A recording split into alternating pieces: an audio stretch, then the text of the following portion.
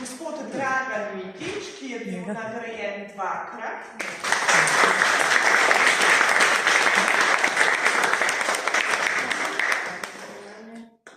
Sredina meseca januarja je bila slika na steklu slovenske slikarke Darje Lobnikar-Lovak z naslovom Nostalgija.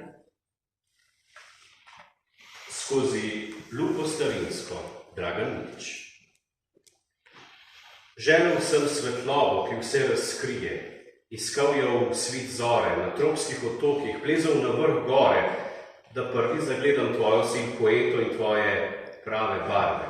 Zaslepljen od sonca, ki do bolečine krči zenice, grabil stojalo, hitro iskal barvice, ne vem več katere, brskal do norosti, da najdem tiste prave, drugačne, a iste samo za naju dva. In tisto lupo starinsko, nekje založeno, ki tvojo radost pretvori v barvo zlato in ta nori čopič, ki moje lase srebrne vsaj na platno obarva v črne in mladostno sijajne. Vse skozi lupo starinsko, še midva, roko pod roko.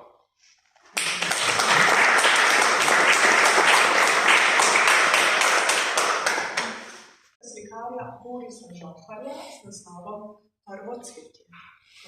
Kurenti kličejo pomlad.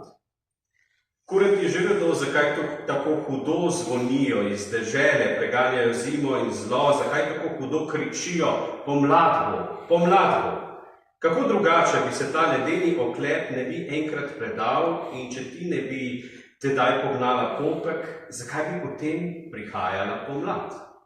Če se ti ne bi tedaj ves predal in ti ne bi vsega sprejela z obema rokama, z vsemi tipali hobotnice strasti, zakaj bi potrebovali čas? Kaj nam bo, da mimo nas tako neumno teče s svojimi kazalci, dela senco in hlad, melje čas na glas? Zakaj bi potem obstajala pomlad?